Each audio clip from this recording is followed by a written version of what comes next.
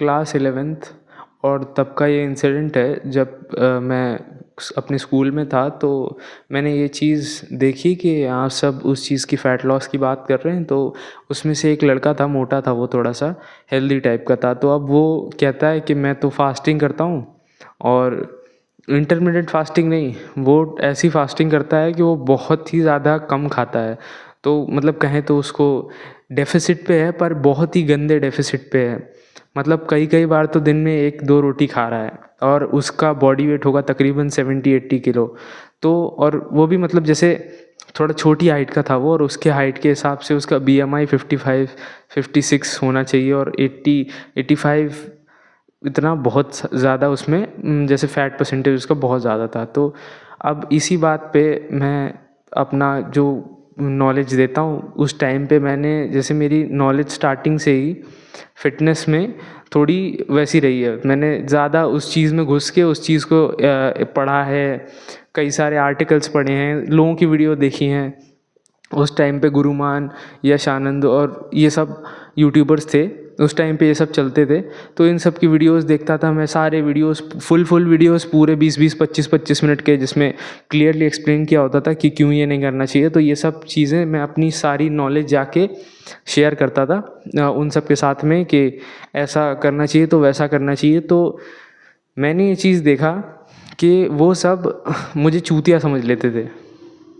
और आज भी अगर तुम किसी को जिम में कोई एक्सरसाइज बताओगे ना, वो अगर मान लो कोई बंदा डेडलिफ्ट गलत कर रहा है, या फिर कोई ट्राइसेप पुश डाउन, रोप पुश डाउन जो करता है वो गलत कर रहा है, तो तुम उसको जाके बताने जाओगे तो वो तुम ही को एक वैसी नज़रों से देखेगा। ऐसे बताते समय तो ठीक है, वो सुन लेगा क्या कह रहे हो तुम, बट उसके बाद में जब तुम बता के हट जाओगे तो फिर उसके बाद में वो ये ज़रूर उसका बिहेवियर नोटिस करना तुम, वो बहुत तुम्हें वैसी मतलब अलग वियर्ड तरीके से देखेगा। तो सबसे इस सबसे क्या समझ में आता है, यही समझ में आता है हमें कि लोग हैं ना, ये चाहते ही नहीं है कि उनको कोई आके बताए, और जो नहीं चाहते लोग वो तुम मत करो, बीच में तुम घुसो मत। और मैं जानता हूँ कि तुम अच्छे हो, तुम सामने वाले की हेल्प करना चाहते हो, तुम भी ये करते होगे, तुम किसी को अच्छी नॉलेज दे रहे हो, तुम अपने प्योर हार्ट से जाके किसी को कुछ समझा रहे हो, या फिर बोल रहे हो कि भाई ये चीज़ मत कर, इसमें इंजरी हो सकती है तुझे।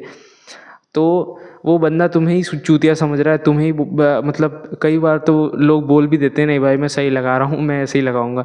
तो अब मैं क्या ही बोलूँ इस चीज़ पे। और उस समय भी जब वो फास्टिंग वाली बात हुई तो मैंने बोला कि भाई फास्टिंग करने से नहीं, तुम थोड़े से अपने 200 या 300 कैलोरी डेफिसिट करो, और फिर डेफिसिट करके तुम जो स्ट्रेंथ ट्रेनिंग करो उसके साथ में थोड़ा सा कार्डियो ऐड कर लो अगर करना है तो, वरना उसकी नीड नहीं है, हफ्ते में 1 दिन कार्डियो बहुत है।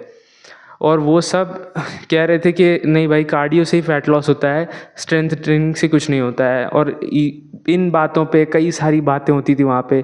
सबसे पहली बात मैंने ये उनको बताया कि स्ट्रेंथ ट्रेनिंग से जो स्किन लूज़ होती है, वो स्किन जो है वो लूज़ नहीं होती है, जितना कम से कम होना चाहिए वो उतनी होती है। तो उस बात पे भी वो सब नहीं माने। ऐसी इसी तरह की कई सारी बातें जो होती थी मेरी, इसी चीज़ पे बहस करता रहता था मैं।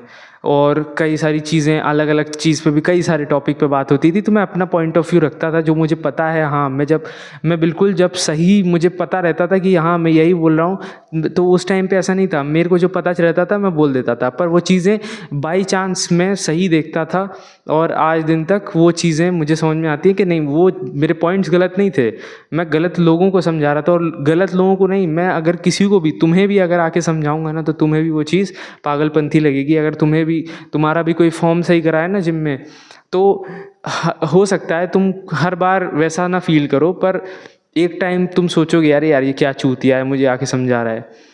तो और हो सकता है तुम ना भी सोचो, तो तुम उन 10-20% लोगों में से आते हो जो कि हेल्प लेना ज़्यादा बेटर समझते हैं अपने आप को एरोगेंट दिखाने से। तो तुम जो है अपना जो प्योर हार्टेड चीज़ लेके तुम जाके सामने वाले को समझाते हो, और फिर उसके बाद में वो तुम्हें ही पागल समझता है, तुम्हारी बात को नहीं करता है। तो इसका यही सीधा सीधा सा सल्यूशन है कि तुम भाई समझाना छोड़ दो।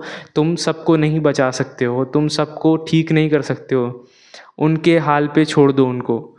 और यही करना पड़ेगा तुम्हें, थोड़ा थोड़ा सा ये सेल्फ़िश हो रहा है। और सेल्फ़िश क्या भाई, तुमने तो कोशिश की ना, तुमने अपनी तरफ से एफ़र्ट लगाया, बट फिर वो जब उनको नहीं चाहिए कि वो एफ़र्ट तुम लगाओ तो भाई मत लगाओ। मैं तो यही कहता हूँ, जिसको जो चीज़ नहीं पसंद उसको वो परेशान फिर क्यों करना, अपने पीस में खुश रहने दो उसको। यही चीज़ सेम एग्ज़ाम्पल मेरी मम्मी को मैं आज से नहीं, मैं कई मतलब 2-3 साल हो गए मैं बोलते बोलते कि मम्मी आप एक्सरसाइज करिए, होम वर्कआउट करिए। मेरे पास में घर पे भी वर्कआउट करने के लिए मेरे पास सामान था, डंबल वगैरह, मैट वगैरह, और कुछ और भी जितने भी सामान होने चाहिए, मतलब एक प्रॉपर जिम की तरह नहीं, एक बेसिक होम वर्कआउट हो जाएगा। तो ये मैंने मम्मी से कहा कि मम्मी ये करते हैं। तो मम्मी ने 1-2 दिन किया, फिर उसके बाद में मम्मी ने छोड़ दिया। तो मैंने बोला रेजिस्टेंस बैंड से कर लो और इजी हो जाएगा। उन्होंने वो भी नहीं किया, और आज बोलते बोलते 3-3.5 साल बीत चुके हैं, कुछ भी नहीं हुआ है। और उन्होंने आज भी नहीं किया है। जैसी वो दिखती थी पहले से वैसी ही आज दिखती हैं।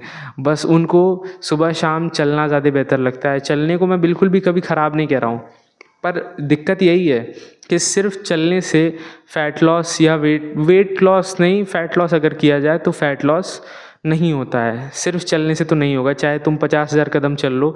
वो चलना is good, but strength training is far better than this walking.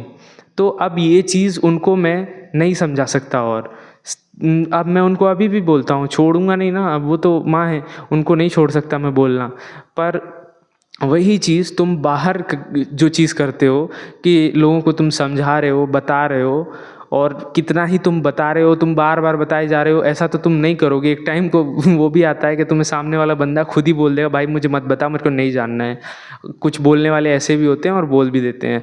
और खैर, तुम ये चीज़ें समझ जाओ, और किसी को तुम एकदम सही से नहीं चला सकते हो। जो तुम्हारे लव्ड वंस हैं, जो तुम्हारे क्लोज वंस हैं, मैं यही कहूँगा उन्हीं को तुम सुधारने की कोशिश करो। उनके ऊपर गिव अप मत करो। उनके ऊपर तुम्हें गिव अप नहीं करने को मैं बोलूँगा। जैसे पापा हो गए, तुम्हारी मम्मी हो गई, उनके साथ में, या फिर तुम्हारे भाई बहन हो गए, तो इन लोगों के साथ में तुम क्या करो, इन लोगों के साथ गिव अप मत करो। इन लोगों के साथ में तुम लगे रहो, और एक टाइम आएगा जब तुम्हें समझ आ जाएगा कि हाँ ये इंसान सुधरने वाला है या नहीं। तो अगर तुम्हें लगता है वो नहीं सुधरेगा तो भाई मैं कहूँगा फिर घर वालों को भी कितना ही बोलोगे तुम। थोड़ी सी बेकार बात है ये, पर जिम विम में भी जहाँ तुम्हें लगता है किसी की फॉर्म, हाँ ऐसा किसी के ऊपर जान का रिस्क है, उसने 2-3 कुंटल 3-4 कुंटल वेट, 400 किलो 500 किलो वेट लगा रखा है लेग प्रेस पे, और वो टांगे मोड़ रहा है अपनी, तो उसमें उसकी जान जा सकती है। तो ऐसे टाइम पे तुम अपना, भले वो तुमको गाली भी देता है तो उसको जाके उसकी हेल्प कर दो।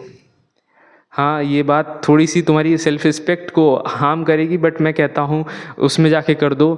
तुम इंसानियत का काम करोगे, उसमें जाके तुम उसकी जान बचा लोगे। भले वो उसको कैसा भी समझने दो तुमको, अब उसका तुम पॉइंट ऑफ व्यू चेंज नहीं कर सकते हो। पर मैं इतना ही कहूँगा कि बेफालतू में, अननेसेसरी में जाके किसी को तुम बोलो और तुम किसी को सुधारने की उसमें कोशिश में लगे रहो, किसी को तुम मत सुधारो।